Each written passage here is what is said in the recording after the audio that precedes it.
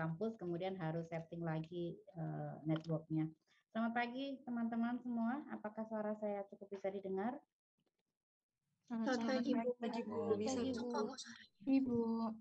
Ada yang ke kampus hari ini juga? Hari ini ada yang ke kampus? Saya Ada? enggak, Bu. Oh, saya nanya yang enggak, saya nanya yang ke kampus.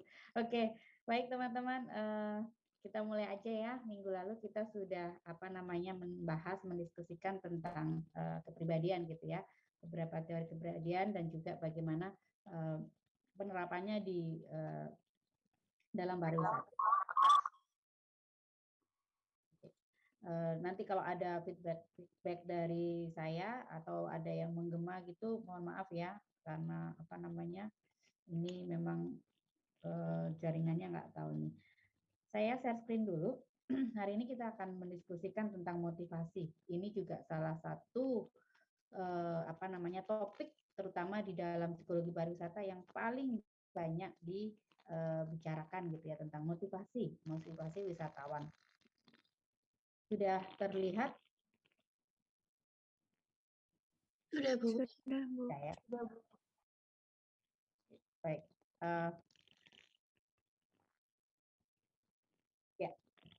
Teori motivasi dan wisatawan. Jadi di dalam pertemuan pertama ketika saya menjelaskan tentang ruang lingkup psikologi pariwisata, sebelumnya saya menjelaskan tentang apa sih gitu ya, topik-topik gitu ya, mungkin yang dipelajari dalam ilmu psikologi gitu ya. Salah satunya adalah motivasi. Motivasi ini kalau secara umum teman-teman mungkin memahaminya adalah apa sih yang menggerakkan gitu ya orang untuk melakukan sesuatu, apa yang mendorong begitu ya orang untuk melakukan sesuatu, atau tujuan gitu ya, tujuan dari perilaku itu apa gitu ya.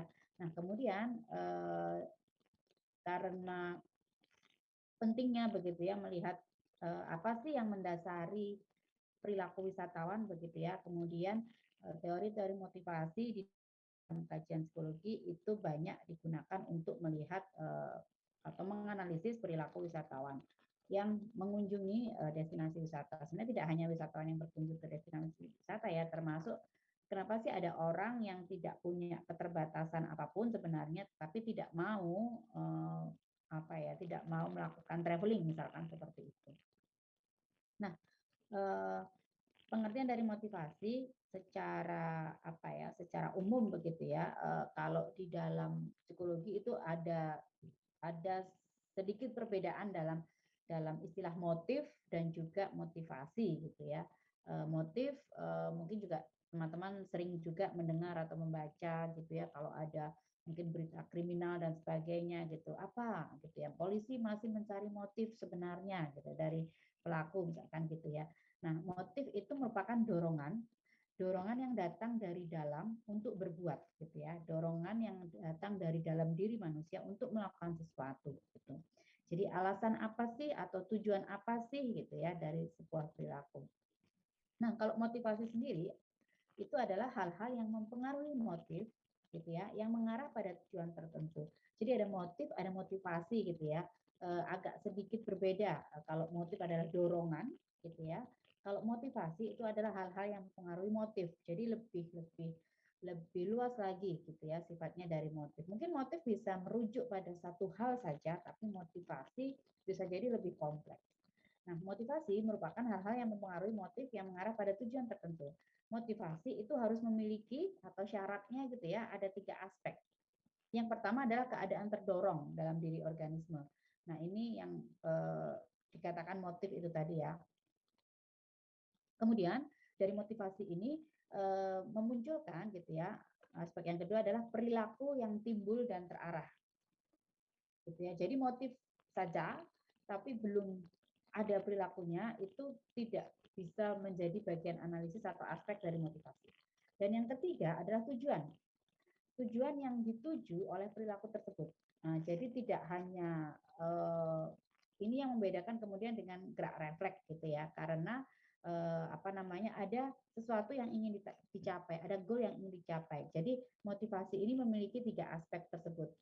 Pertama adalah keadaan yang terdorong, kemudian ada perilaku gitu ya, dan ketiga adalah tujuan yang mau dicapai gitu ya dari perilaku tersebut gitu ya. Dorongannya adalah lapar gitu ya. Dorongannya adalah rasa lapar. Kemudian pengen segera, berarti apa ya, pengen segera dipenuhi gitu ya, diisi gitu ya perutnya. Kemudian perilaku yang timbul adalah ya dia pergi gitu ya ke ruang makan, ke meja makan, membuka mungkin tudung saji begitu ya, dan tujuannya apa ya, tujuannya untuk makan gitu ya. Jadi seperti itu. Kemudian motivasi secara umum dibagi menjadi 2, yaitu intrinsik, merupakan motivasi yang aktif berasal dari dalam diri manusia, dan juga ada motivasi ekstrinsik. Motivasi ekstrinsik ini bersifat lebih eksternal gitu ya. Motivasi yang aktif karena alasan yang berasal dari luar diri manusia. Misalkan nih, contohnya motivasi intrinsik. Teman-teman memilih jurusan pariwisata, kuliah di jurusan pariwisata. Motivasi intrinsiknya apa gitu ya? Ya, saya ingin benar-benar mendapatkan knowledge gitu ya tentang pariwisata gitu kan. Nah, motivasi ekstrinsiknya apa? Macam-macam. Misalkan oh kayaknya pekerjaan di bidang pariwisata di luar itu sedang apa ya, menjadi favorit gitu ya.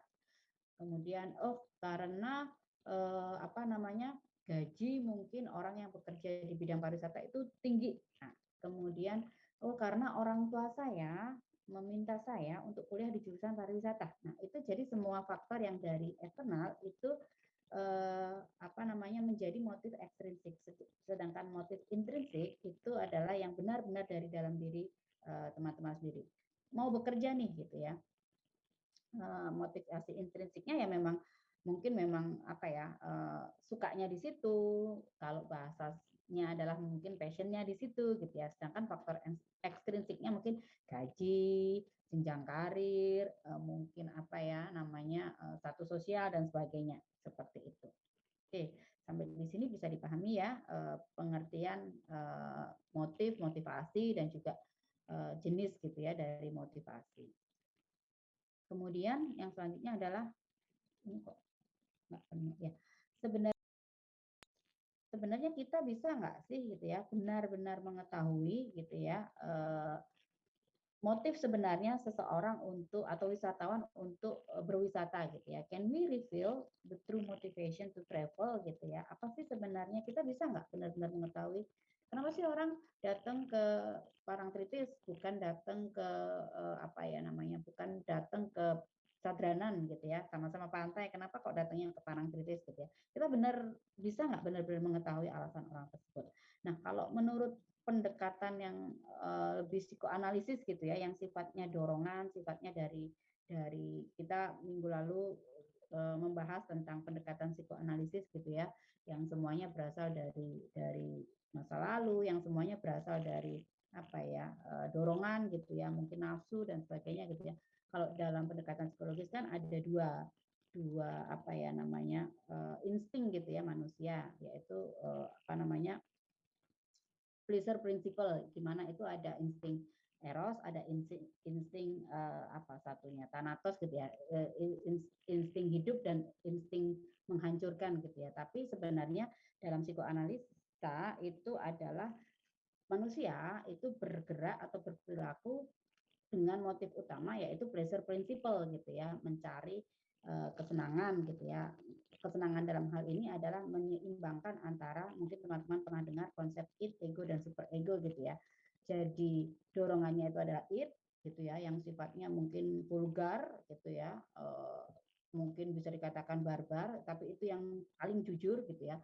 Kemudian ada super ego ini tentang morality, tentang baik buruk, tentang norma gitu ya. Kemudian ego itu menjadi penyeimbang gitu ya antara tensi antara id dan super ego gitu ya. Jadi sebenarnya bahwa manusia itu kalau menurut pendekatan psikoanalisa ya dia pleasure principle gitu ya, maunya ya mengikuti dorongan dari dalam diri. Nah, kemudian menurut John Steinberg, karena dia apa ya pendekatannya adalah pendekatan psikoanalisis, itu pernah berkomentar bahwa Sesungguhnya traveler itu dipengaruhi oleh kondisi yang pseudomedical, the travel bug. Jadi alasan-alasan misalkan apa namanya ingin ingin ingin berhenti sejenak dari aktivitas, kemudian berlibur, kemudian alasan-alasan apa namanya butuh waktu untuk istirahat, alasan karena mungkin stres dan sebagainya itu pseudomedical. Pseudo itu artinya apa ya?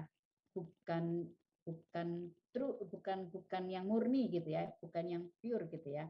Nah, jadi pseudomedical itu adalah seperti alasan-alasan medis, tapi sebenarnya itu bukan medis gitu loh. Jadi di sini teman-teman bisa nggak memahami. Jadi ada kata pseudo di situ itu maksudnya pseudo itu bukan tidak asli tapi bukan bukan yang beneran gitu. Jadi seperti itu. Jadi motivasi orang untuk travel yang katanya mungkin melepaskan stres, ingin berhenti sejenak dan sebagainya itu bukan sesuatu yang benar-benar orang butuhkan banget karena alasan medis, yaitu mungkin fisiknya yang sakit gitu ya, apa namanya, tapi karena hal-hal yang sebenarnya itu dibuat gitu ya, seperti itu yang istilahnya dia mengistilahkan the travel bug.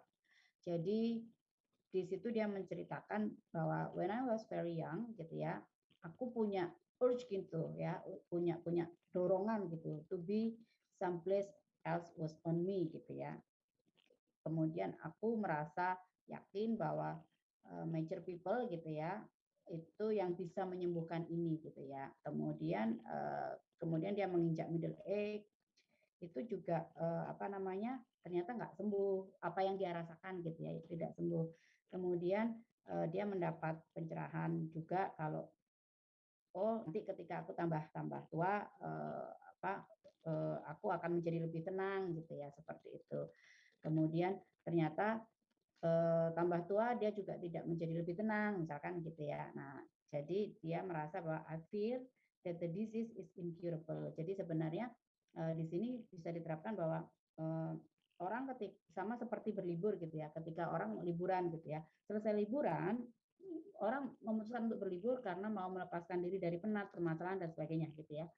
Tapi kemudian setelah selesai liburan itu it doesn't mean masalahnya itu selesai gitu loh. Jadi stresnya itu hilang gitu ya. Mungkin iya untuk sementara, tapi ternyata muncul lagi gitu dan kepengen libur lagi gitu ya. Jadi itulah yang dinamakan apa namanya alasan yang pseudomedical itu tadi gitu ya. Kalau orang benar-benar sakit gitu ya, diobati ya dia sembuh gitu kan. Orang sakit pergi ke dokter gitu ya, batuk, pilek, dikasih obat dia sembuh. Nah, tapi untuk travel itu tidak seperti itu gitu ya. Dia merasa butuh travel karena sudah jenuh, sudah penat, kemudian berlibur, tapi belum tentu dia sembuh. Pulang gitu ya, pulang dari liburan itu dia bisa kemudian merasa stres lagi, masalahnya juga nggak selesai. Jadi itu, jadi makanya menurut John Steinberg itu seperti itu. Jadi penyakit ini merupakan penyakit yang kayak nggak ada obatnya gitu. Itulah kemudian yang dinamakan pseudomedical. Kemudian menurut Dichter tahun 1967 apa ya namanya semua orang gitu ya yang concern dengan motivation of travel itu harus pertama menyadari bahwa ini berhubungan gitu ya dengan sesuatu hal yang apa ya terjadi pada human mind gitu ya. Jadi ada major conflict of the human mind. Jadi ada keinginan besar untuk kemudian apa ya kembali gitu ya merasakan semua ketenangan, kembali merasakan di mana tidak ada permasalahan gitu ya. Kemudian apa namanya merasa kepengen untuk sama gitu ya dengan orang lain gitu ya, yang itu menyublim dalam mungkin apa ya bentuk-bentuknya menyublim dalam kemudian keinginan untuk travel dan sebagainya gitu ya. Jadi ini memang perspektif yang sangat psikoanalis gitu. Nah, kemudian perspektif tersebut kemudian di apa ya istilahnya di challenge gitu ya dengan pendekatan yang lain gitu ya, yaitu kalau untuk diterapkan di bidang pariwisata mungkin gitu ya pendekatannya lebih mungkin apa ya untuk mengetahui motivasi wisatawan pendekatannya lebih ke humanis dan juga mungkin behavioris gitu ya, bukan yang psikoanalis gitu seperti itu. Dan kemudian banyak penelitian-penelitian yang meneliti tentang motivasi wisatawan itu pendekatannya lebih banyak ke situ. Nah, kemudian apa sih pentingnya kita mengetahui motivasi? Motivasi kalau menurut Cooper itu merupakan kunci dalam memahami perilaku wisatawan dengan mengungkap alasan mengapa seseorang itu berwisata. Nah, motivasi ini nantinya juga mempengaruhi perilaku konsumen dalam mengkonsumsi atau membeli suatu produk gitu ya, seperti itu. Kenapa ada dua wisatawan gitu ya, dua-duanya disodorkan gitu ya dengan benda yang sama gitu ya, mungkin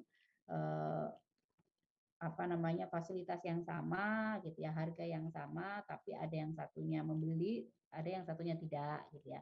Salah satunya karena ya yang satu memang punya motivasi gitu ya untuk membeli itu, artinya mungkin juga berdasarkan apa ya namanya kebutuhannya dia gitu ya. Yang satu tidak gitu, tidak punya kebutuhan di situ, makanya dia tidak membeli. Dan kemudian motivasi intrinsik itu menjadi apa ya, menjadi state of the art, artinya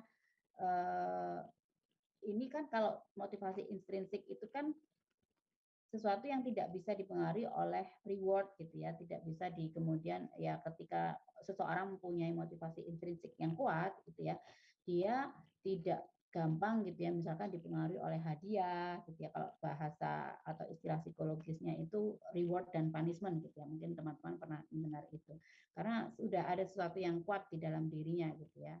Nah, ini yang kemudian apa ya para peneliti gitu ya di bidang psikologi pariwisata berusaha gitu ya mencari benar-benar motivasi intrinsik dari seseorang untuk travel. Nah, apakah bisa gitu ya? Ya, kemudian banyak juga yang mencoba melakukan penelitian tentang itu gitu, dan sampai sekarang penelitian tentang motivasi wisatawan banyak yang bilang kayaknya nggak mungkin deh kita benar-benar tahu gitu ya motivasi seseorang untuk pergi berwisata karena saking kompleksnya gitu ya. Bisa jadi karena dia apa namanya diajak temennya, bisa jadi kemudian karena pengaruh iklan gitu ya. Tapi untuk benar-benar mencari intrinsik motifnya itu kayaknya susah deh gitu. Tapi penelitian tentang itu pun juga masih berkembang gitu ya. Jadi masih banyak juga para peneliti yang mencoba mencari motivasi intrinsik itu gitu. Nah, karena kalau sudah dapat gitu ya hasil tentang motivasi intrinsik orang untuk berwisata, itu seperti kayak oke membuka apa ya istilahnya, ya itu berimplikasi kepada nanti pengembangan produk-produk pariwisata dan sebagainya gitu ya, seperti itu. Kemudian yang berkaitan dengan motivasi, mungkin teman-teman juga sudah pernah mendengar istilah push and pull motivation theory gitu ya. Push itu adalah sesuatu yang mendorong gitu ya. Pull adalah sesuatu yang menarik. Ini hampir sama dengan intrinsik dan ekstrinsik. Kalau push itu dorongan gitu ya dari dalam, oh aku stres nih, aku butuh liburan gitu ya. Kalau pull itu dari luar yang menarik, misalkan kemudian ada iklan gitu ya, ada iklan pariwisata, kemudian ada tiba-tiba apa namanya dapat informasi gitu ya dari mungkin dari teman atau dari promosi dan sebagainya gitu yang semakin memperkuat gitu ya orang untuk berwisata. Oke, sampai di sini ada pertanyaan atau belum, teman-teman? Belum ya. Oke, bisa dilanjutkan ya. Kemudian ada isu gitu ya, bukan isu di sini artinya permasalahan gitu ya, dalam mencari motivasi sebenarnya orang untuk berwisata gitu ya. Apa sih sebenarnya permasalahan dalam mencari motivasi sebenarnya orang untuk berwisata? Yang pertama adalah peran long term motif. Jadi motif yang bersifat lebih apa ya, lebih lama gitu ya, bukan short term gitu ya.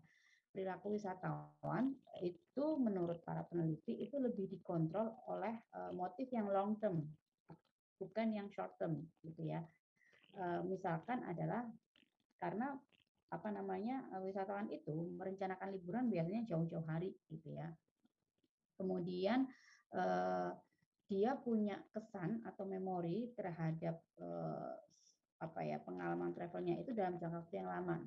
Ya, jadi di sini ada istilah long term mental souvenir dan satisfaction gitu ya. Mental souvenir itu maksudnya hadiah gitu ya, bagi kondisi mentalnya gitu ya. Oh, setelah berlibur aku merasa senang, merasa fresh dan sebagainya gitu ya, merasa puas dan sebagainya gitu ya. Itu bersifat lebih long term gitu ya, daripada mungkin produk-produk yang lainnya. Dan ini kemudian apa namanya, keinginan itu muncul kembali. Jadi agak pemahamannya ini ya, maksudnya beda dengan yang di awal tadi yang saya katakan bahwa can we reveal gitu ya, the truth of motive gitu ya, to travel. Ini maksudnya long term adalah bahwa bukan ya itu tadi selesai berlibur sudah tidak berlibur lagi, tidak seperti itu, tapi ada long term motif, pengen lagi, pengen lagi, pengen lagi. Nah, itu yang dimaksud dengan long term motif. Kemudian isu yang kedua adalah pihak yang menjelaskan tentang motivasi. Pihak yang menjelaskan tentang motivasi ini maksudnya bukan orangnya ya, tapi lebih kepada pendekatannya. Teori motivasi itu menjelaskan perilaku wisatawan yang seringkali bersamaan dengan perspektif lain, yaitu persepsi, teori-teori tentang persepsi, tentang sikap, dan sebagainya. Yang sayangnya tidak memiliki kebenaran yang ultimate. Artinya kebenaran yang ultimate itu artinya sesuatu yang tunggal gitu ya, sesuatu yang memang ini nih ini yang paling benar, misalkan seperti itu. Tidak seperti itu gitu dalam menjelaskan suatu fenomena. Jadi ketika kita mau melihat motivasi wisatawan itu tergantung banget dengan pertama observer dan juga aktornya gitu ya. Tergantung juga kita harus memperhatikan peneliti dan wisatawan. Jadi belum tentu yang dianggap peneliti sebagai motivasi gitu ya, wisatawan untuk pergi ke suatu tempat itu juga menjadi motivasi yang sebenarnya gitu loh dari wisatawan. Jadi ada perbedaan bisa jadi ada kemungkinan ada perbedaan perspektif. Dan di sini teori-teori persepsi, sikap dan sebagainya itu tidak memiliki kebenaran yang ultimate dalam menjelaskan suatu fenomena gitu ya, karena saking kompleksnya gitu ya. Kembali lagi karena individu itu masing-masing sangat punya karakteristik yang berbeda-beda, jadi tidak bisa ya, sulit gitu untuk benar-benar mengetahui motif yang sebenarnya. Dan kemudian wisatawan itu mungkin ketika ditanya tentang motivasinya gitu ya mengunjungi suatu tempat atau apapun lah ya, itu cenderung memberi penjelasan yang baik tentang perilaku mereka gitu ya, yang socially accepted gitu. Jadi tidak benar-benar membuka, reveal gitu ya motif dia sebenarnya, tetapi cenderung mengatakan sesuatu yang baik yang bisa diterima gitu ya secara umum gitu. Jadi itu yang menjadi isu gitu ya, dalam kita bisa nggak sih mencari motivasi yang sebenarnya dalam berwisata. Kemudian yang selanjutnya adalah pengukuran motivasi wisatawan sendiri. Itu ada yang bersifat prediktif sampai ke depan gitu ya. Ini berkaitan dengan reliabilitas mungkin instrumen yang digunakan, tapi juga ada yang bersifat post hoc gitu ya dalam menilai motivasi. Post hoc itu artinya ya udah yang untuk saat ini gitu loh. Jadi itu yang menjadi tantangan juga. Makanya kenapa penelitian tentang motivasi wisatawan itu banyak yang kemudian hasilnya ya kayaknya itu aja gitu ya. Kok kayaknya sulit gitu ya mencari sesuatu yang baru gitu ya dalam penerapan teori motivasi dalam melihat perilaku wisatawan gitu, karena kompleksitasnya itu tadi, mungkin juga karena validitas dan reliabilitas instrumen yang digunakan untuk melihat motivasi atau untuk mengukur motivasi dan sebagainya.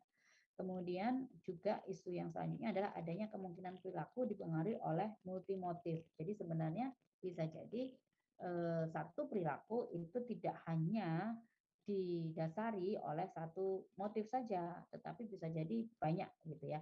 Oh, aku mau pergi ke ke Jogja nih gitu ya. Misalkan teman-teman dari Jakarta. Bisa jadi karena aku mau bertemu teman atau bertemu keluarga. Tapi karena aku juga mau mau menghilangkan stres. Tapi karena aku juga mau berbelanja gitu. Jadi ada kemungkinan ada multimotif gitu ya, orang untuk kemudian memutuskan untuk berwisata. Jadi ini semakin sulit lagi mau mencari motivasi yang sebenarnya gitu ya. Kemudian yang terakhir adalah peran motivasi intrinsik. Peran motivasi intrinsik ini adalah ya udah ketika orang ditanya kenapa sih kamu pergi-pergi atau jalan-jalan dan sebagainya, ketika mungkin secara umum ketika orang menjelaskan sulit menjelaskan motivasi yang sebenarnya, ya dia mungkin bisa jadi mengatakan oke, aku mau melihat dunia gitu ya, to see the world gitu ya. Jadi merasakan sesuatu pengalaman yang menyenangkan. Nah, ini lebih ke apa ya, motivasi intrinsik gitu ya, yang sulit untuk dijelaskan gitu. Itu seperti apa ya yang experience, yang enjoyment gitu, seperti itu. Nah, ini itu intinya kenapa apa namanya ada perbedaan pendapat gitu ya tentang bisa nggak sih kita benar-benar mencari motivasi wisatawan gitu ya, bisa benar-benar mengetahui gitu ya apa yang mendorong orang atau wisatawan untuk berwisata. Nah, sebelum kita masuk ke teori motivasi yang apa ya namanya, yang mungkin paling dikenal lah gitu ya, yang banyak diterapkan tidak hanya di dalam kajian pariwisata tapi juga hal-hal yang lain gitu ya.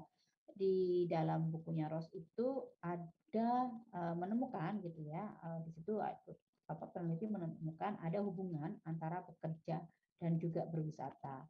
Menurut Michel, itu terdapat asumsi yang mengatakan bahwa sikap dan kebiasaan seseorang dalam bekerja serta beraktivitas sehari-hari itu akan berpengaruh secara langsung terhadap keputusannya dalam memilih aktivitas berwisata. Nah, ini mungkin bisa teman-teman refleksikan juga ke diri sendiri apakah seperti itu. Jadi ada ini menurut Michel ini adalah spillover teori. Misalkan nih, seorang yang dalam pekerjaannya menuntut perencanaan dan ketepatan gitu ya, semuanya organize gitu ya, semuanya terplanning gitu ya, cenderung akan memilih dan membuat rencana liburan yang juga terperinci gitu. Jadi tidak terlepas gitu ya dari kebiasaannya gitu ya, kebiasaannya bekerja sehari-hari seperti apa, itu akan mempengaruhi juga gitu ya, atau punya pola yang sama dengan apa namanya perilakunya gitu ya ketika berlibur. Ini menurut Michel dalam spillover teori. Kemudian ada teori hipotesis pengganti dari Kabanov gitu ya dan Obrin menyatakan bahwa deprivasi itu adalah kekurangan yang luar biasa gitu ya. Pengalaman dalam bekerja akan menimbulkan kompensasi pada situasi yang lain. Jadi ketika seseorang mengalami suatu kekurangan di satu hal, dia akan mencarinya gitu ya pada situasi yang lain. Hasilnya berupa ada yang positif, ada yang negatif gitu ya. Yang positif adalah pengalaman, perilaku, kondisi psikologis tertentu seperti status, mungkin otonomi yang dia tidak dapatkan di situasi lain, dia tidak dapatkan di tempat kerjanya gitu ya. Itu akan dia cari gitu dalam kegiatan berwisata. Nah, ada yang sifatnya pengganti reaktif atau negatif gitu ya. Pengalaman kerja yang tidak diinginkan gitu ya, mungkin apa ya namanya mendapatkan bos yang otoriter dan sebagainya misalkan seperti itu adalah sesuatu yang dia mau lupakan gitu dalam situasi travel, dalam situasi berwisata misalkan ya, ketika mungkin dia apa namanya berwisata gitu ya dengan keluarganya, ya dia mau melepaskan diri dari mungkin otoritas atau apa ya otoritas dari orang lain gitu, seperti itu. Nah, oke, kita sampai pada teori. Teori, aduh, ini kelihatan nggak sih? Sebentar. Kelihatan utuh nggak ini ya? Udah ya, kelihatan ya. Teori motivasi dari Maslow. Ini mungkin juga teman-teman sudah pernah mendengar ya. Ini adalah teori motivasi yang paling banyak dikenal, banyak dipakai gitu ya. Familiar lah, walaupun sudah cukup lama dan banyak juga penelitian terbaru yang mencoba untuk apa ya istilahnya bukan benar-benar mengkritisi gitu, tapi mencoba mencari yang lain gitu ya dari teori motivasi Maslow. Nah, menurut Maslow, manusia itu punya kebutuhan gitu ya. Kebutuhan itu ada di dalam sebuah hierarki.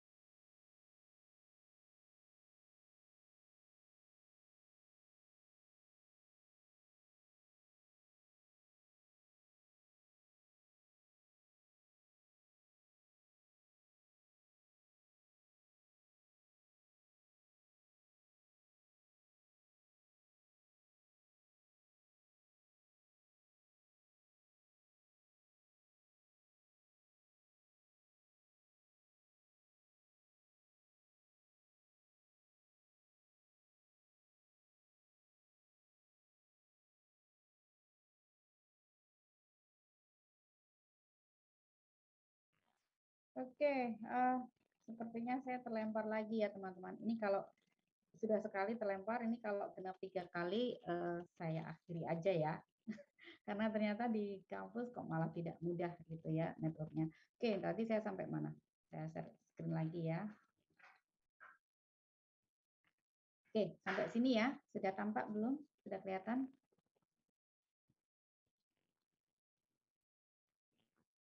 Sudah terlihat? Sudah, Bu. Ya, oke. Tadi yang pertama ya, apa namanya, fisiologis, kebutuhan physiological. Kemudian basic need yang kedua adalah safety, kebutuhan akan rasa aman. Jenisnya apa saja? Bebas dari rasa takut, gitu ya, bebas dari ancaman, bebas dari bahaya, gitu ya, kebutuhan akan lingkungan yang stabil seperti itu. Nah, kemudian kebutuhan yang ketiga, yang ini masuk dalam kebutuhan psikologis ya, itu ada kebutuhan akan kasih sayang gitu ya. Kalau apa namanya istilahnya adalah belonging and love need gitu ya, kebutuhan akan cinta, hubungan kasih sayang, kepemilikan gitu ya, pertemanan, persahabatan gitu. Nah, selanjutnya adalah kebutuhan akan self esteem, harga diri. Di dalamnya adalah rasa percaya diri, perasaan untuk dihargai, dikenal, dihormati gitu ya, akan reputasi gitu ya, prestasi yang baik dan sebagainya. Nah, yang terakhir adalah kebutuhan self aktualisasi atau self fulfillment. Nah, ini adalah kebutuhan pemenuhan diri, pencapaian penuh atas potensi diri dan melakukan hal-hal yang bersifat kreatif. Nah, perlu dipahami bahwa prinsip dari hierarki kebutuhan Maslow, kenapa itu adalah bentuknya hierarki gitu ya? Karena menurut Maslow, seseorang tidak bisa berada di kebutuhan misalkan self apa namanya esteem need gitu ya, ketika kebutuhan belongingnya belum terpenuhi. Atau kita dari dasar dulu deh, seseorang itu tidak bisa gitu ya merasa aman ketika kebutuhan fisiologisnya itu belum terpenuhi. Jadi ketika orang masih lapar, ketika orang apa namanya tidak mendapatkan makanan gitu ya, mungkin tidak mendapatkan udara, kalau mendapatkan udara tidak mendapatkan udara mati ya, orang itu mungkin tidak apa ya, tidak bisa tidur nyenyak gitu ya, dia tidak bisa merasa aman gitu. Jadi itu apa namanya artinya hierarki seperti itu. Dan seseorang sebenarnya kalau dalam prinsipnya Maslow itu dia tidak bisa menjalin hubungan gitu ya, kasih sayang dengan orang lain gitu ya, tidak bisa mempunyai hubungan cinta gitu ya, yang apa ya, yang baik gitu ya dengan orang lain. Ketika itu tadi, ketika dia fisiologisnya belum terpenuhi dan ketika dia belum memiliki rasa aman, dia masih hidup di dalam ancaman gitu ya, dia masih merasa kekurangan dan sebagainya, itu dia belum bisa gitu membuat apa ya, bahasanya kalau sekarang komitmen gitu ya, terhadap terhadap orang lain ya, yang ada hubungannya dengan orang lain ya berdasarkan apa ya, kepentingan yang tujuannya memenuhi kebutuhan apa fisiologisnya misalkan seperti itu, sampai kepada kebutuhan self esteem gitu ya, orang juga tidak bisa gitu ya merasa percaya diri gitu ya, orang tidak bisa kemudian merasa punya prestis gitu ya atau reputasi gitu ya ketika dia masih kekurangan di kebutuhan bawahnya gitu ya, masih kekurangan makan, masih belum merasa aman gitu ya, dia merasa belum mendapatkan cinta dan sebagainya, dia tidak bisa merasa percaya diri gitu. Nah itulah apa ya prinsip gitu ya dari hierarki kebutuhan Maslow. Kalau self aktualisasi ini agak berbeda gitu ya, karena menurut Maslow tidak semua individu itu bisa sampai kepada taraf atau tingkat kebutuhan yang self aktualisasi gitu ya, karena ini tidak dipengaruhi oleh kebutuhan yang di bawahnya gitu, seperti itu. Mungkin nanti kalau ada pertanyaan bisa ditanyakan. Ini lebih jelasnya, jalan nggak ini ya? Oke, ini lebih jelasnya prinsip dasar dari kebutuhan apa ya, teori motivasinya Maslow ini adalah kebutuhan paling dasar kebutuhan paling dasar itu basic need itu tadi ya, fisiologis dan juga safety itu harus terpenuhi terlebih dahulu sebelum sampai pada tahap kebutuhan di level selanjutnya, gitu ya. Nah, kebutuhan fisiologis ini merupakan satu-satunya kebutuhan yang bisa terpuaskan secara penuh atau bahkan berlebihan, dan satu-satunya kebutuhan yang terus berulang secara konstan. Misalkan begini, orang makan, gitu ya. Orang itu bisa makan terus tanpa apa ya istilahnya, tanpa berhenti gitu ya. Maksudnya sebenarnya dia udah makan tapi pengen makan lagi gitu ya. Jadi dia bisa berlebihan gitu ya. Bisa berlebihan. Tetapi dia juga merupakan kebutuhan yang terus berulang secara konstan. Artinya ketika kita makan, kemudian kita merasa kenyang atau cukup gitu ya, itu bukan berarti kebutuhan itu hilang gitu kan. Besoknya ya kita akan lapar lagi, atau kita sarapan gitu ya, nanti siang lapar lagi gitu ya, atau minum, sekarang minum ya nanti minum lagi. Jadi itu prinsipnya kebutuhan fisiologis. Nah, kalau kebutuhan rasa aman itu merupakan kebutuhan yang tidak bisa benar-benar terpenuhi. Jadi kalau fisiologis tadi itu tidak bisa benar-benar terpenuhi karena sifatnya yang berulang, itu konstan gitu ya. Kalau kebutuhan rasa aman itu tidak bisa benar-benar terpenuhi karena adanya faktor-faktor tertentu yang di luar kontrol kita.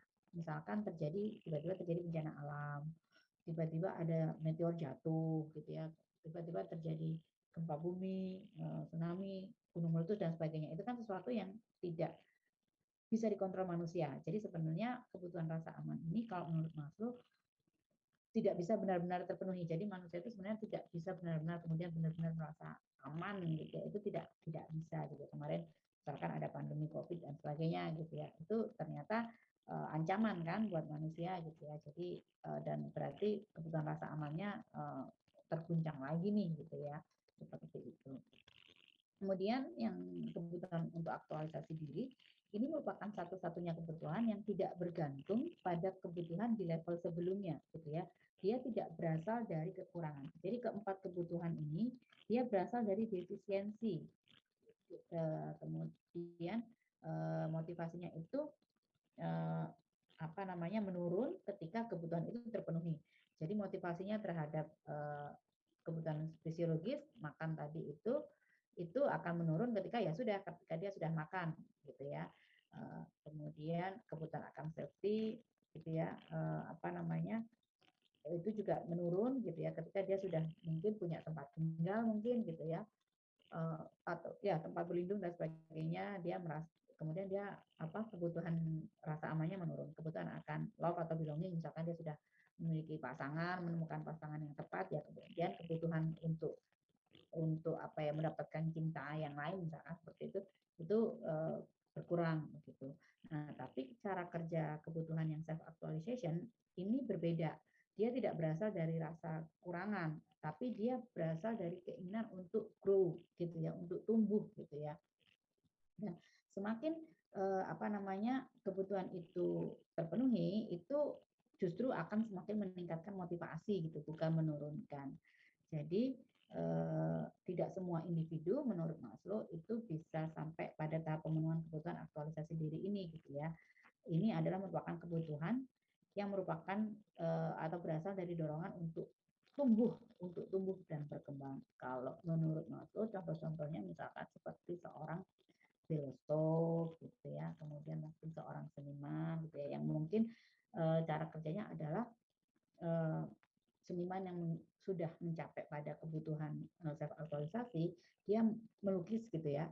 Mau lukisannya itu dibeli orang, nggak dibeli orang, mau lukisannya itu dibilang bagus, dibilang jelek sama orang gitu ya.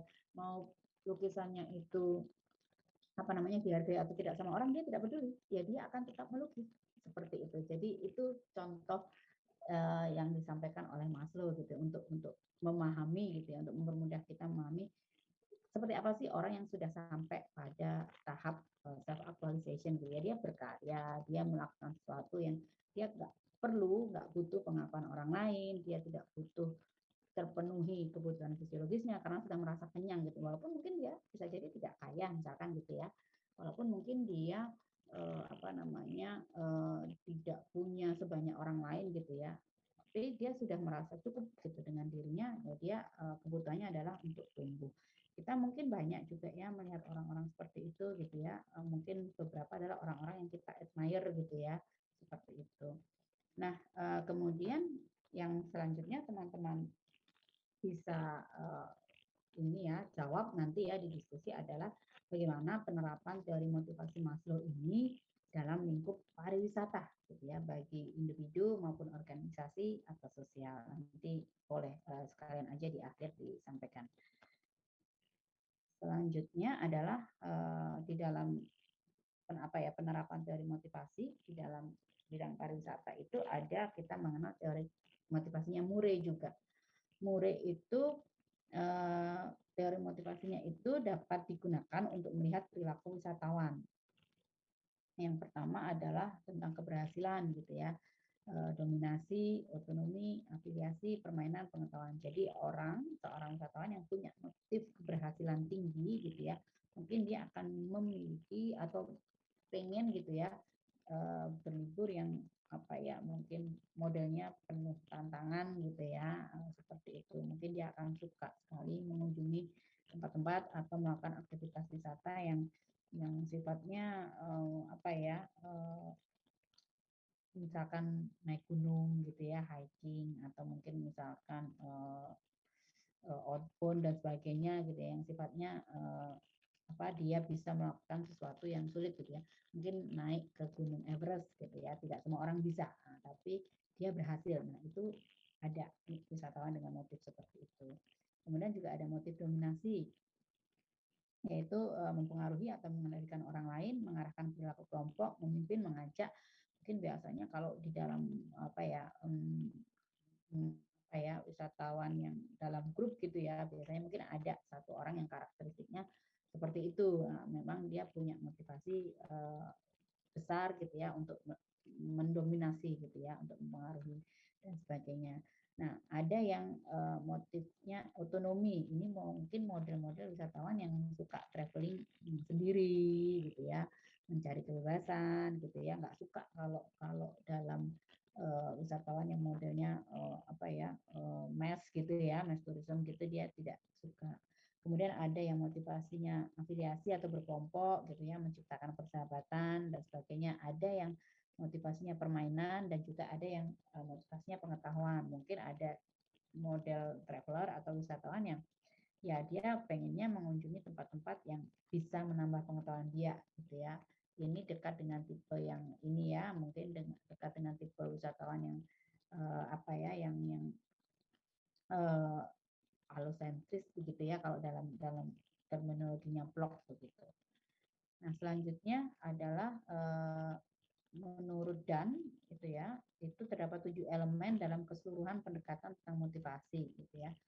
Yang pertama adalah travel sebagai respon terhadap sesuatu yang tidak didapatkan dan diinginkan gitu ya di kehidupan atau aktivitas yang lain gitu ya.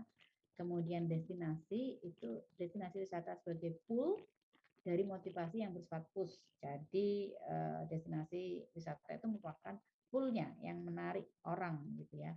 Sedangkan motivasi itu push-nya yang mendorong orang untuk berwisata. Motivation kalau menurut Dan dalam berwisata ya, ini dalam konteks berwisata itu as a fantasy gitu ya. Kemudian motivation itu juga sebagai classified purpose. Jadi ada tujuannya, tadi sudah kita bahas di awal. Kemudian tipologi motivasi menurut Dan dibagi menjadi dua, yaitu behavioral typologies. Ada behavioral typologies itu berarti motivasi, kemudian yang implikasinya begitu ya, itu pada perilaku. Itu ada dua tipe, yaitu sunlust dan wanderlust. Mungkin teman-teman juga sudah pernah mendengar ini ya. Sunlust itu adalah wisatawan yang tujuannya gitu ya untuk berwisata itu ingin untuk mencari matahari ya. Di sini artinya mungkin tujuannya adalah ke pantai mungkin dan sebagainya gitu ya. Ada yang modelnya wanderlust. Wanderlust itu ya dia exploring gitu ya, tipe-tipe yang lebih exploring. Dan tipologi yang berfokus pada peran wisatawan gitu. Kemudian yang keenam elemennya adalah motivasi dan pengalaman wisatawan, dan yang terakhir adalah motivation as auto definition and meaning. Bagaimana wisatawan mendefinisikan situasi mereka akan menghasilkan pemahaman yang lebih tentang motivasi wisatawan dari sekedar mengamati perilaku mereka gitu ya. Ini nanti silahkan teman-teman lengkapnya baca di bukunya Ross gitu ya. Dan juga menyatakan bahwa keseluruhan pendekatan dalam motivasi tersebut menyebabkan itu tadi definisi yang rumit gitu ya. Jika tidak diidentifikasi, maka penelitian untuk mengungkap motivasi wisatawan yang sebenarnya menjadi sulit. Itu tadi kita sudah membahas di awal. Jadi karena konsep motivasi sendiri yang kompleks, mungkin bisa jadi tidak ada single motif. Jadi ketika teman-teman mau melakukan penelitian tentang motivasi wisatawan, mencari motivasi wisatawan yang sebenarnya, kalau itu secara definisinya tidak ditegakkan gitu ya dengan baik gitu ya, itu akan berakhir pada hasil yang tidak maksimal gitu ya, akan berakhir pada sulitnya mengungkap motivasi wisatawan yang sebenarnya. Oke, selanjutnya adalah proses dasar motivasi menurut Burkhardt dan Mendick gitu ya. Tadi ada wanderlust, ada sunlust. Wanderlust adalah keinginan untuk menukar yang sudah diketahui dengan yang belum diketahui. Wander itu kan apa namanya kemana-mana gitu ya, jalan-jalan gitu ya. Meninggalkan hal-hal yang biasa sehari-hari untuk melihat tempat, orang, budaya lain, atau melihat peninggalan masa lalu. Jadi tipe-tipe wisatawan yang wanderlust, dia termotivasi untuk mencari sesuatu gitu ya, yang dia tidak tahu sebelumnya, yang dia tidak dapatkan sebelumnya gitu ya. Mungkin dia mau mencari atau mau melihat culture yang berbeda dengan kebiasaan dia hidup sehari-hari. Kemudian ada yang motivasinya sunlust. Sunlust ini adalah keinginan pergi ke tempat yang lebih menyenangkan, mungkin untuk olahraga, untuk mencari sinar matahari, atau hanya untuk sekedar jalan-jalan dan sebagainya. Jadi ada dua motivasi ini gitu ya menurut Burkhardt yang mendorong wisatawan untuk bepergian. Kemudian kalau menurut Crompton itu dalam motivasi berwisata itu ada 8 gitu ya. Yang pertama adalah pelarian diri dari lingkungan yang dirasakan gitu ya. Jadi escape gitu ya. Kemudian pengenalan dan penilaian diri. Jadi mau melakukan eksplorasi atau mengevaluasi diri. Sering nih ya banyak orang yang melakukan itu gitu ya. Misalkan dengan bentuknya mungkin mengikuti aktivitas yang pariwisata religi dan sebagainya gitu ya, mau mungkin melakukan evaluasi diri gitu ya, mengenal diri sendiri. Kemudian ada yang motivasinya bersantai gitu ya, ada yang motivasinya prestis ya, mungkin mengunjungi tempat-tempat yang super destination gitu ya, mungkin dengan menggunakan transportasi atau memilih akomodasi yang mahal dan sebagainya gitu ya. Ada yang motifnya regresi, ada yang motifnya pengembangan atau peningkatan kekeluargaan, jadi gitu ya, mencari family time gitu ya. Jadi karena mungkin bapak ibunya sibuk gitu ya, nggak pernah ketemu anak gitu ya, kemudian mencari satu waktu untuk kemudian bepergian dengan maksud dan tujuan untuk semakin mendekatkan keluarga tersebut. Kemudian ada motivasi kemudahan interaksi sosial, dan yang terakhir ada motivasi pendidikan. Mungkin ini terjadi pada misalkan mahasiswa gitu ya yang kemudian memilih untuk melanjutkan studi master mungkin atau PhD gitu ya. Dia punya motivasi pendidikan tapi sekaligus dia juga bisa kan jalan-jalan dan sebagainya. Selanjutnya motivasi berwisata menurut McIntosh itu dibagi menjadi 4 gitu ya, ada fisik, ada budaya, ada interpersonal, dan juga status dan martabat seperti itu. Jadi agak mirip-mirip gitu ya dengan tadi yang dilakukan oleh Dan Burkhardt Mendick. Fungsinya apa sih ya? Fungsi psikologis motivasi berwisata gitu ya. Kalau menurut Smith-Hauser gitu ya menyatakan ada 4 fungsi psikologis dari perjalanan wisata. Yang pertama adalah mengimbangi semua kekurangan bagi yang sibuk bekerja. Ini yang terjadi juga gitu ya pada mungkin generasi sekarang gitu ya, atau orang yang hidup di zaman sekarang yang semuanya kayaknya serba hasil gitu ya, kayak harus sibuk gitu ya, kayaknya apa ya, kehidupan sekarang itu tidak banyak gitu memberikan kesempatan orang untuk diam gitu ya, tapi harus sibuk, harus kerja, harus hustle, harus melakukan sesuatu gitu kan. Nah itu juga kemudian ada peningkatan tentunya di kebutuhan yang lain gitu ya. Jadi karena dia merasa kurang waktu dalam hubungan sosial, merasa kekurangan mungkin udara segar, sinar matahari karena mungkin kerja di dalam ruangan terus gitu ya. Kemudian juga kekurangan aktivitas fisik, kekurangan apa ya, pengalaman atau merasa bebas gitu. Kemudian wisata itu bermanfaat untuk mengimbangi semua kekurangan itu tadi gitu kalau kalau menurut Schmidhauser. Kemudian juga yang manfaat yang kedua adalah atau fungsi yang kedua pulihnya fisik dan jiwa dari ketegangan. Lagi-lagi tekanan pekerjaan, kebosanan gitu ya, menemukan kembali kesegaran fisik. Kemudian juga ada fungsi memperluas wawasan, memuaskan rasa ingin tahu gitu ya. Dan yang terakhir adalah memberi imbalan pada diri sendiri, self reward gitu ya.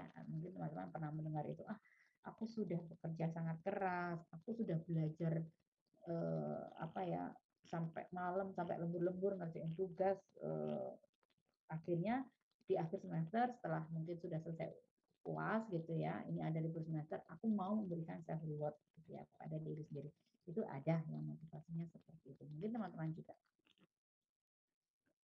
Kemudian selain tadi kita sudah banyak membicarakan tentang motivasi orang untuk berwisata, peneliti juga menemukan ada motivasi untuk tidak berwisata gitu yang tadi. Kenapa sih orang memutuskan untuk tidak berwisata gitu ya?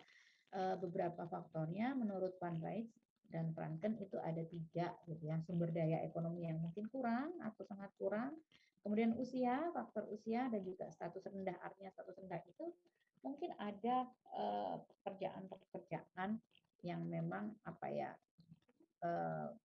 seakan liburan itu atau berwisata itu nggak menjadi apa ya, nggak menjadi kebutuhan, nggak menjadi kewajiban atau kayaknya malah tabu gitu ya. Kok apa namanya, pergi-pergi gitu, harusnya mungkin bekerja keras dan sebagainya gitu karena statusnya itu gitu ya. Mungkin ada pekerjaan-pekerjaan seperti itu. Di samping juga mungkin sumber daya ekonominya yang kurang. Nah, kalau Hoagland itu menyatakan ada 4 tipe karakteristik orang yang tidak berwisata. Tipe A, tipe B, tipe C, tipe D gitu ya. Masing-masing ada penjelasannya.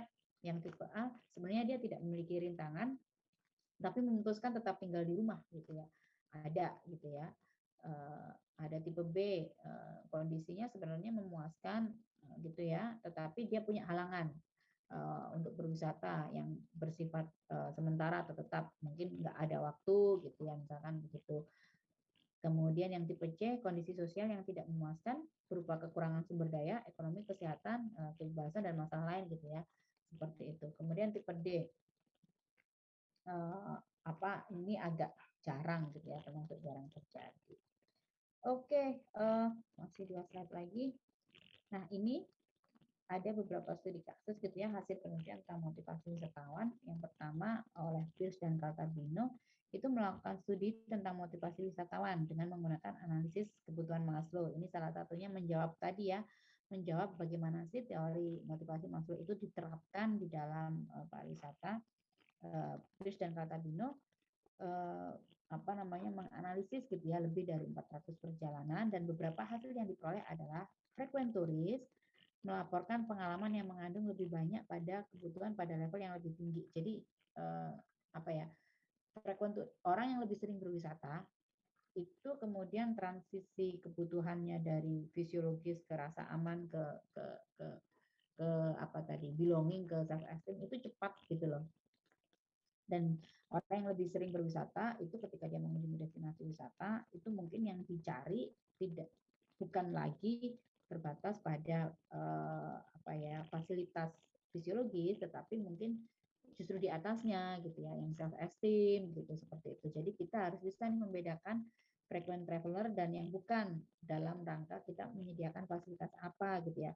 Kalau frequent traveler dia sudah merasa mungkin cukup gitu ya dengan ya kita sediakan saja kebutuhan fisiologis, fasilitas mungkin makan minum yang memang sesuai standar, tapi tidak cukup di situ. Mungkin kalau dia kemudian memilih ya akomodasi atau aktivitas, ya dia perlu gitu aktivitas yang lain yang menunjang atau memenuhi kebutuhan yang di atasnya gitu, bukan fisiologis lagi. Kemudian wisata yang kedua adalah wisatawan perempuan menunjukkan perwujudan aktualisasi diri yang cenderung lebih tinggi. Jadi wisatawan perempuan itu kalau menurut hasil penelitian Bruce dan Cartabino itu ada kebutuhan yang cenderung lebih tinggi untuk self aktualisasi daripada laki-laki gitu. Ini menarik juga. Yang selanjutnya adalah wisatawan laki-laki lebih banyak memperhatikan kebutuhan kasih sayang gitu ya, atau cinta dan apa dan keinginan untuk menjadi bagian dari kelompok. Ini apa ya, mungkin banyak gitu ya, mungkin contohnya gimana ya, mungkin laki-laki gitu ya yang terlibat di dalam komunitas atau kelompok apa ya sekarang, motor mungkin dan sebagainya, melakukan touring dan sebagainya. Nah, ini lebih banyak gitu dibandingkan dengan yang perempuan gitu. Contohnya seperti itu. Kemudian ketika wisatawan memiliki pengalaman positif pada perjalanannya, mereka tidak memberi perhatian pada kebutuhan rasa aman dan harga diri. Begitu juga sebaliknya gitu ya. Jadi kalau wisatawan itu punya pengalaman positif, itu mereka merasa rasa aman dan harga diri itu sudah terpenuhi gitu ya. Tapi ketika dia pengalaman wisatawan berwisatanya negatif, nah kemudian kebutuhan rasa aman dan harga dirinya itu tertrigger begitu. Oke, ini yang terakhir sebelum kita akhiri, dua hal ini menurut teman-teman, yang pertama adalah apakah gitu ya apakah ada perubahan gitu ya motivasi berwisata pada wisatawan setelah terjadinya pandemi COVID-19 ini gitu ya. Kira-kira ada nggak sih perubahan dalam motivasi gitu ya. Dan yang kedua, bagaimana hierarki kebutuhan Maslow itu dapat diterapkan untuk mengidentifikasi motivasi wisatawan. Ini sebenarnya boleh dalam masa setelah atau sebelum atau sudah pandemi gitu ya. Dan apa saja yang harus dilakukan oleh destinasi wisata dalam menjawab kebutuhan tersebut. Oke, saya belum selesai membacakan pertanyaan, sudah ada yang tunjuk jari sepertinya ya. Ada Iswan, tunggu Wan, sebentar saya ambil alat tulis saya dulu.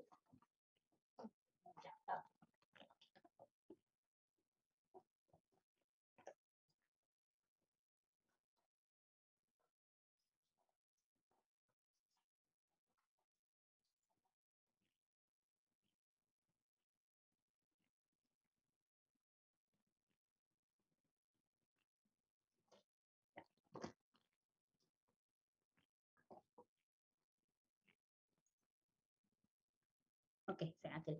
Oke, silakan Iswan. Mudah-mudahan teman-teman tidak mengantuk ya.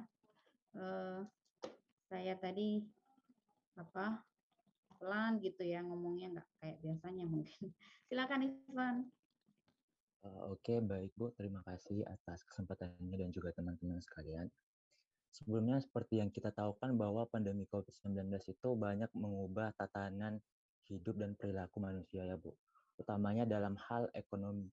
Jadi mungkin di sini karena terjadinya mungkin PHK di mana-mana, terus banyak juga kasus-kasus yang kita lihat di mana pendapatan seseorang bahkan pendapatan negara itu turun drastis, yang tadinya mungkin segini malah bisa turun lebih dari 50%. Jadi karena adanya kondisi tersebut, kemungkinan kebutuhan dasar mereka akan makanan, kebutuhan dasar mereka akan minum, mungkin juga orang-orang yang menyewa tempat tinggal mungkin itu sulit untuk mereka penuhi.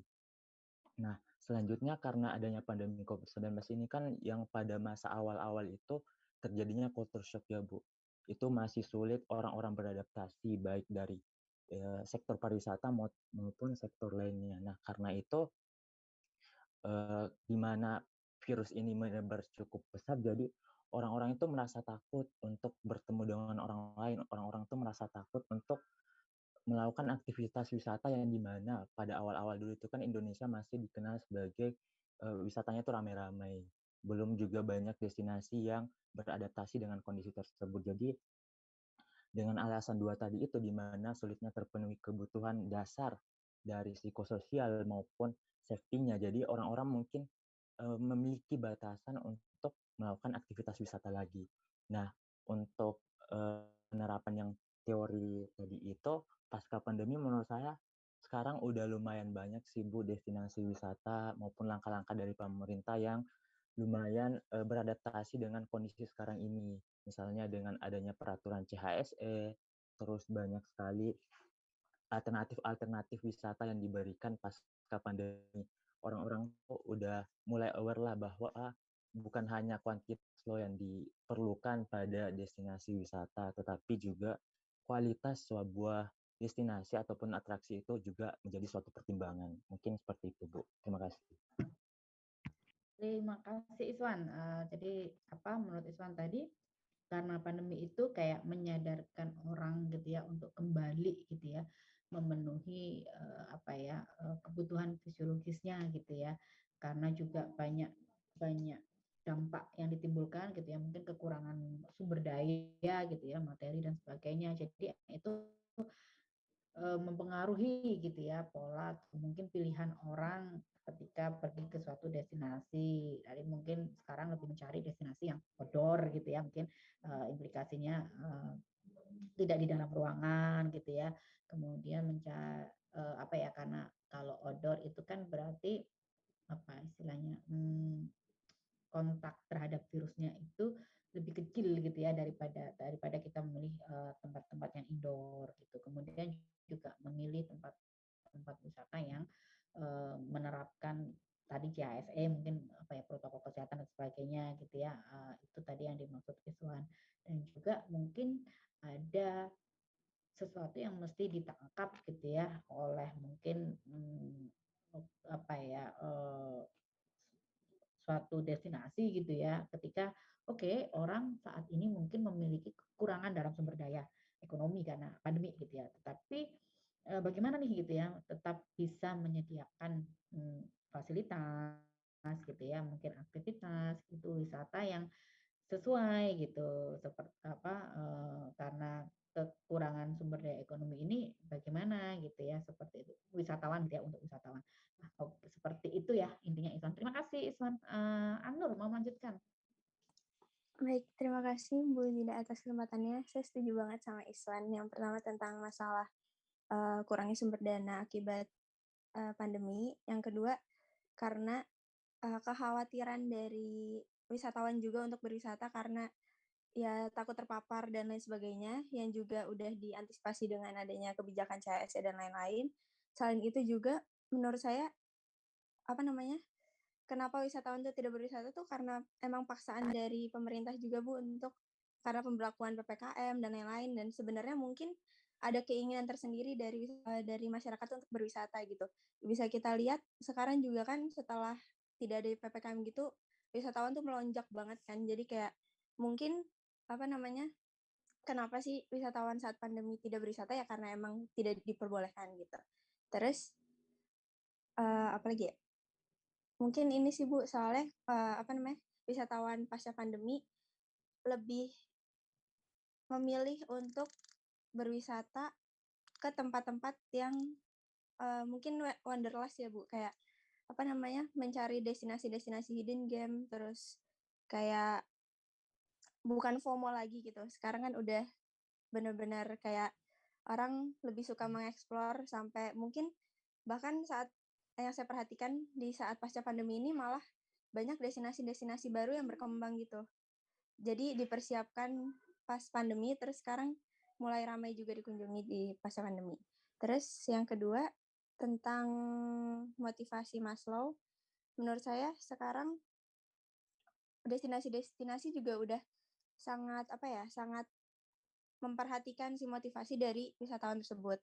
Kayak mulai dari fisiologis, terus safety, sampai mungkin aktualisasi diri juga udah banyak, bukan udah banyak sih, udah mulai bermunculan destinasi yang fokus dalam motivasi wisatawan seperti itu Bu. Soalnya kayak mungkin aku juga kurang paham pasti tentang masalah aktualisasi diri. Cuman sekarang tuh ada di Ranca Upas itu ada kayak kayak healing gitu, wisata buat mengaktualisasi diri gitu untuk ya dia sih tagline-nya kayak gitu ya, untuk aktualisasi diri. Nah, mungkin itu udah menjadi salah satu fokus destinasi-destinasi juga untuk untuk mengakomodir motivasi dari wisatawan gitu. Terima kasih Bu. Oke, baik. Terima kasih. Istilah healing lagi ngetren ya akhir-akhir ini. Sebenarnya apa sih yang mau di-heal gitu ya. Oke, apa namanya tadi Anur menyampaikan ada beberapa gitu ya perubahan. Mungkin di awal-awal pandemi itu orang melihat atau merasa bahwa oke, kebutuhan untuk berwisata itu bisa ditunda gitu ya, tidak dipenuhi terlebih dahulu karena yang lebih penting adalah kebutuhan akan itu tadi fisiologis dan rasa aman gitu ya. Tapi memang fenomena fenomena pariwisata ini menjadi sangat menarik gitu ya, ketika di awal-awal orang mulai kemudian kembali gitu ya pada prioritas kebutuhan basicnya gitu ya.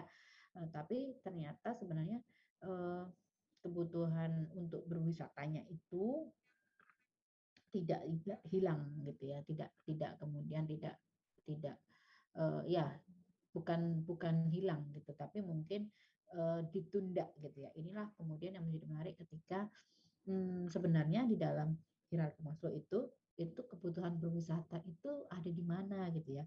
Mungkin kalau dulu itu menjadi kebutuhan tersier gitu ya, yang mungkin apa ya mewah atau mahal gitu ya, tidak bisa bagi orang yang level atau tingkat kebutuhannya itu masih berada pada tahap fisiologis, itu tidak bisa gitu ya mengakses atau apa ya memiliki kebutuhan untuk kemudian jalan-jalan. Tetapi ternyata untuk memahami apa namanya wisata itu tidak semudah itu kemudian ditempatkan di dalam hierarki yang mana gitu, karena apa ya namanya terutama ketika kemudian pandemi kemarin membuktikan bahwa ternyata orang itu tidak bisa lama-lama diminta untuk berdiam diri di rumah. Kemudian muncul fenomena yang revenge tourism dan sebagainya. Tapi itu menjadi tantangan bagi destinasi ketika misalkan sumber daya ekonomi masyarakat menurun gitu ya, misalkan seperti itu. Kemudian perlu gitu ya mungkin membuat destinasi-destinasi atau mungkin bukan membuat ya mengadaptasi gitu ya destinasi-destinasi gitu ya yang lebih aksesibel gitu untuk semua. Sekarang banyak mungkin orang-orang banyak apa ya mengunjungi tempat-tempat yang outdoor tadi, mencari yang katanya Anur itu hidden gem dan sebagainya yang sifatnya biasanya memang outdoor gitu ya, mungkin juga dengan yang nggak terlalu banyak membutuhkan sumber daya gitu ya, jadi mungkin bukan bukan model yang apa harus ke luar negeri dan sebagainya karena terkait juga dengan aturan gitu ya, aturan sekarang kan orang mau berpergian ke luar negeri itu kan effortnya luar biasa gitu ya, tidak hanya apa ya namanya paspor dan visa gitu ya, tapi juga waktunya yang diperlukan juga lebih banyak karena harus ada kebijakan karantina dan sebagainya gitu ya. Jadi ada alternatif-alternatif gitu ya yang bisa dicari gitu ya atau dilakukan oleh wisatawan gitu, mengunjungi tempat-tempat yang mungkin domestik gitu ya, tapi yang nggak mainstream itu juga muncul gitu karena pandemi ini. Dan itu yang coba bisa jadi destinasi yang dulu sudah ada malah kalau dalam TLCA-nya tourism life cycle-nya Butler itu jadi menurun gitu karena mungkin sudah tidak sesuai lagi dengan market atau kebutuhan atau tidak bisa lagi menjawab kebutuhan wisatawan yang ada, tapi justru munculnya destinasi-destinasi baru. Nah, seperti itu juga menjadi menarik. Terima kasih Anur. Masih ada yang mau meneruskan? Kita masih punya sekitar 5 sampai 10 menit. Ada perubahan apa kira-kira ya di dalam apa setelah pandemi ini kaitannya dengan motivasi wisatawan? Ada satu artikel yang saya temukan itu mungkin saya pernah menyampaikan ya di kelas mana ya saya lupa. Itu sekarang itu lebih banyak wisatawan yang motivasinya adalah VFR gitu ya, visiting friend and family gitu ya, visiting friend and relative, visiting family and relative. Jadi motivasi untuk mengunjungi teman, keluarga itu menjadi lebih besar. Yang menurun drastis adalah motivasi untuk apa ya berkumpul di dalam sebuah mungkin event, perhelatan dan sebagainya gitu ya. Nah, mungkin karena pandemi juga itu membuat orang merasa butuh gitu ya kedekatan dengan orang-orang terdekat gitu ya. pengen tahu gitu ya, bagaimana sih orang-orang terdekat dalam lingkungan dia yang dia sayang itu kondisinya seperti apa gitu ya. Mengembalikan lagi orang pada kesadaran pentingnya arti sebuah keluarga misalkan gitu ya. Jadi itu yang membuat motivasi VFR itu menjadi meningkat setelah pandemi ini seperti itu. Cynthia mau melanjutkan, silahkan. Baik Ibu, terima kasih atas kesempatannya. Saya izin menambahkan menurut pandangan saya, kalau saya memandangnya dari dua sisi, Bu. Ada misalkan dari masyarakat yang mungkin memang ekonominya cukup belum mampu, jadi mereka mungkin motivasi untuk berwisata pun menurun, hingga akhirnya mereka berpikir ada apa ya kan misalkan harta untuk makan pun itu sudah cukup gitu. Jadi motivasi mereka untuk berwisata setelah pandemi mungkin akan menurun drastis. Namun untuk bagi masyarakat yang ekonomi cukup mampu, mereka mungkin akan memandang mudah untuk berwisata seperti misalkan tadi untuk motivasi interpersonal kayak ingin mengunjungi keluarga itu pasti akan meningkat karena mereka merasa pandemi ini membunuh hubungan keluarga yang biasanya sering berkumpul, sering berinteraksi gitu. Mungkin akhirnya mereka merasa bahwa hubungan keluarga itu perlu dibangun lagi dengan mereka bisa mengunjungi keluarga yang daerahnya jauh ataupun yang lain. Misalkan kalau misalkan dulu orang berwisata dengan tujuan ingin mempelajari budaya itu pun akan menghilang karena mereka merasa wisata ini perlu untuk mengendurkan ya ketegangan otot dan kawan-kawan sehingga mereka ingin lebih merasakan refreshing untuk diri mereka sendiri. Seperti itu Ibu. Terima kasih. Terima kasih. Ini menarik yang dikatakan Cynthia ya. Motivasi untuk pengetahuan bisa jadi menurun gitu ya, mempelajari sesuatu. Karena ini cuman contoh kasus kecil gitu ya, yang mungkin bisa kita analisis dari teori motivasi gitu. Ketika kemarin semester lalu gitu ya, saya dan Bu Wiwi ada kelas interpretasi dan pemanduan gitu kan. Salah satu tugasnya kan membuat paket wisata. Nah, kemudian salah satu model penilaiannya itu kan adalah yang menilai adalah mahasiswa. Jadi masing-masing kelompok mempresentasikan paket wisata dan nanti apa namanya mahasiswa yang lain atau kelompok yang lain itu menilai mana yang menjadi pilihan mereka gitu ya. Nah, kemudian hasil dari penilaian itu adalah lebih banyak yang memilih paket wisata yang menawarkan apa ya pergi ke tempat-tempat yang itu tadi yang apa ya yang disampaikan Cynthia tadi gitu ya yang sifatnya jalan-jalan gitu ya yang sifatnya ke tempat-tempat baru dengan tujuan melepas stres dan sebagainya gitu ya. Sedangkan ada kelompok yang membuat paket wisata yang educational, jadi waktu itu mengunjungi sebuah situs arkeologi gitu ya, wisata-wisata inilah ya, wisata pendidikan gitu ya, itu tidak banyak yang memilih. Nah, alasannya yaitu tadi yang seperti diungkapkan Cynthia menarik. Jadi ada satu mahasiswa gitu yang menuliskan alasan karena pandemi itu bikin stres gitu. Jadi orang berwisata yang refreshing aja lah. Masa wisata malah dibikin pusing ya. Itu seperti ini menarik artinya kita bisa menganalisis dari teori motivasi gitu ya. Tadi juga disampaikan oleh Cynthia bisa jadi gitu ya. Artinya bukan wisatawan tidak memiliki motivasi itu lagi, tapi mungkin semakin sedikit gitu ya, itu semakin menjadi niche gitu ya, karena lebih banyak yang motivasi VFR itu tadi, mungkin motivasi apa ya, ini ya apa namanya nature gitu ya, mengunjungi tempat-tempat wisata alam dan sebagainya gitu ya. Sedangkan yang mungkin untuk perhelatan, event, kemudian yang tadi mungkin disampaikan budaya dan sebagainya karena juga ada keterbatasan kan untuk event kan tidak bisa menyelenggarakan event yang seperti dulu gitu ya dalam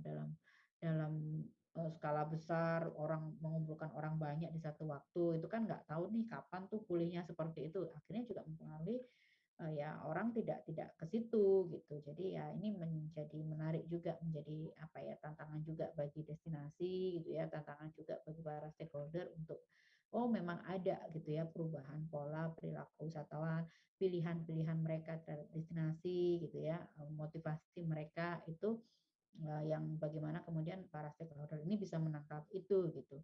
Banyak juga sekarang destinasi-destinasi wisata yang kemudian menerapkan ini ya, promo, tiket murah dan sebagainya. Mungkin menyadari bahwa oh ada kekurangan gitu ya, penurunan gitu ya daya beli gitu ya dari masyarakat gitu ya. Akhirnya mempengaruhi pemilihan mereka terhadap suatu apa mungkin destinasi atau atraksi wisata. Jadi banyak juga yang memberikan kayak diskon gitu ya.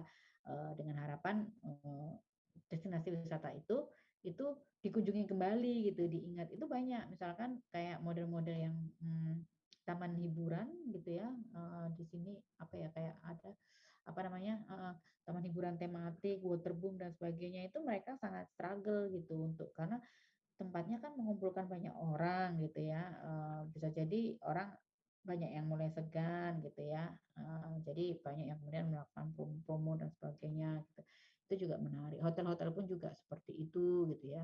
Menjadi tantangan juga mungkin sekarang bagi hotel-hotel yang apa ya backpacker dan sebagainya. Terus karena orang apa namanya punya kesadaran pentingnya keluarga gitu ya. Itu juga dan mungkin pergi ke tempat-tempat yang jauh itu terbatas entah dari segi apa ya waktu mungkin dana dan sebagainya jadi memilih mungkin model-model staycation dan sebagainya itu beberapa apa ya namanya adaptasi mungkin ya yang dilakukan oleh destinasi-destinasi wisata. Oke, terakhir adakah mungkin sebelum saya akhiri sampai di sini teman-teman sudah cukup memahami ya gambaran umum paling tidak motivasi wisatawan itu seperti apa gitu ya dan mengapa ada yang mengatakan bahwa oh kayaknya nggak mungkin deh apa namanya atau susah deh penelitian-penelitian tentang motivasi mencari motivasi wisatawan yang sebenarnya ya iya ada benarnya juga karena motivasi yang mungkin bisa jadi nggak single motif itu tadi gitu ya ada isu tadi ada permasalahan dalam mencari atau mendefinisikan wisatawan apa motivasi wisatawan yang sebenarnya itu tadi ya ada teman-teman yang penting paham itu jadi mungkin ketika teman-teman besok misalkan di tugas akhirnya deskripsinya atau apa itu mau meneliti tentang motivasi wisatawan gitu ya ya yang teman-teman bisa lakukan yang post hoc itu tadi bukan yang apa ya bukan yang sifatnya longitudinal gitu ya ya udah itu gitu seperti itu gitu apa yang saat itu gitu yang saat ini dan